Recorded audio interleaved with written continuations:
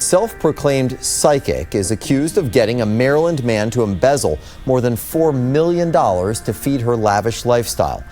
The scheme that stretched from coast to coast is like something out of a Hollywood movie. In this episode of No Tears for Black Girls, we delve into the chilling tale of Gina Rita Russell, a self-proclaimed psychic whose manipulative schemes left countless victims in financial and emotional ruin. Known for her air of confidence and promises of spiritual aid, Russell preyed on vulnerable individuals, convincing them to part with their money for supposed mystical services. This episode unravels her deceitful journey, from extorting tens of thousands of dollars from unsuspecting clients to coercing a young woman into sex work and marriage to evade prosecution.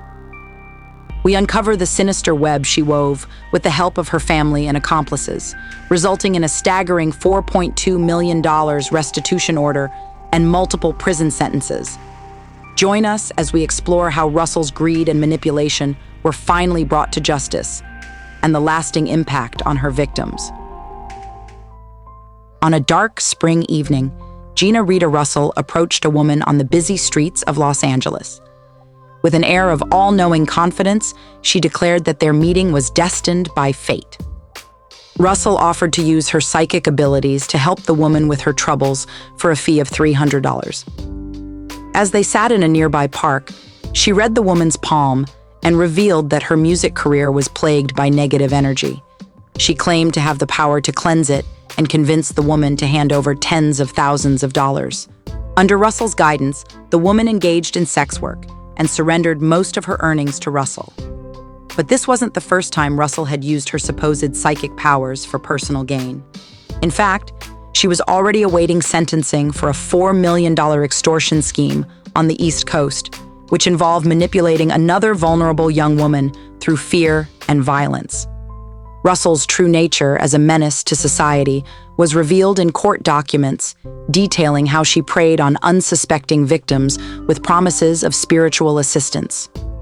Ultimately, she was sentenced to 10 years in prison for her heinous crimes, while others involved in the schemes were also brought to justice. The victims, whose lives were forever changed by Russell's deceit and manipulation, can only hope to find some peace and closure from her incarceration.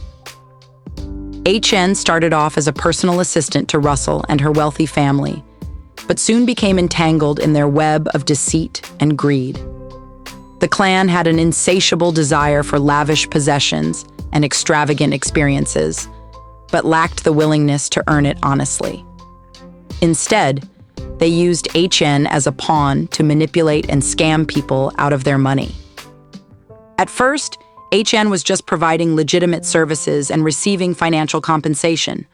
But then Russell began coercing her into lying to her father about needing money for various expenses. In one instance, Russell even went so far as to have her mother pose as a therapist on a phone call to convince HN's father to give them more money. When HN's father eventually cut her off, Russell convinced her to turn to sex work for money. Through advertisements on websites like Backpage.com, HN met Daniel Zancan, a married man who fell in love with her and proposed. Seeing an opportunity for more riches, Russell and her family concocted stories of danger and financial troubles to manipulate Zancan into giving them money and valuables. The scheme also involved Tony John Evans pretending to be a mobster during phone calls with Zancan, threatening him and his family if he didn't comply with their demands for money. In total, Zancan embezzled over $4 million from his employer in just 3 months. When the FBI caught wind of the operation and interviewed HN, she and Russell hastily got married in an attempt to use spousal privilege as protection against prosecution. But in the end, justice caught up with them all as they were sentenced for their crimes. HN was indicted on a slew of charges, including fraud, extortion, and conspiracy. Despite claims that the charges were dropped, a spokesperson for the U.S. Attorney's Office denied any indication of such. HN remained silent when approached for comment. In 2017, Zancan pleaded guilty to bank fraud and money laundering conspiracies and is currently awaiting sentencing. The following year, a federal grand jury charged Russell, Robert Evans, Tony John Evans, Corey Blue Evans, Archie Kaslov, and Candy Evans. Tony John Evans, 35, and Robert Evans, 37, admitted guilt to interference with interstate commerce by extortion and received 5-year sentences. Corey Blue Evans, 31, pled guilty to bank fraud and was sentenced to over 3 years in prison. Kaslov, 57, admitted to wire fraud conspiracy and received a sentence of 2.5 years behind bars. Finally, Candy Evans, 55, confessed to manipulating a witness through corrupt means and was sentenced to 1 year and a day in prison. According to David Felsen, Zancan's lawyer, these con artists were experts at their craft. Once they had you in their grip, there was no escaping. In July 2019, Russell pled guilty to interstate commerce extortion, but before she could be sentenced in May of the following year, authorities discovered she had already begun another scam in Los Angeles. Details of V1's interview with the FBI were revealed by Kleinman in a March filing. V1 claimed she first met Russell, who went by Lauren, while walking home from work one evening. After performing a palm reading for V1 and exchanging numbers, the two began meeting frequently. At first, Russell did not ask for money, but instead focused on learning about V1's past to identify sources of negativity and blockages. However, as their meetings continued, Russell began requesting money for deep meditation and prayer on V1's behalf, as well as materials needed for the work, such as large candles.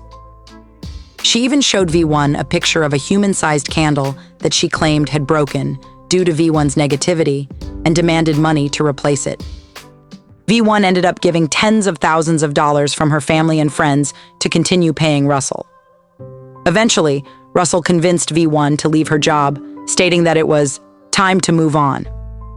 According to court documents, Russell had a sinister plan in motion to use the vulnerability of others for her own financial gain. She convinced V1 to engage in sugar daddy work and promised her that the money earned would go towards spiritual work that would secure V1's future in the music industry and help those she loved. But as time went on, V1 realized she was being manipulated and wanted out. However, Russell made it clear that ending their arrangement could have dangerous consequences. Despite these red flags, V1 continued down this dark path until Russell's arrest on March 19th. In total, Russell and her accomplices were ordered to pay back $4.2 million in restitution, highlighting the true extent of their greed and manipulation. Even after facing justice for her crimes on the East Coast, it seems Russell couldn't resist continuing her deceitful ways in D.C. Thank you for tuning in to No Tears for Black Girls. This series is skillfully crafted by acclaimed writer and producer John Reedberg with the guidance of unapologetic host Samantha Paul. Catch new episodes every Tuesday and Thursday on all major podcast platforms. You can listen anywhere, anytime. And if you truly enjoy our content, please leave a 5-star rating and positive review. Remember to stay loved, stay blessed, and stay safe.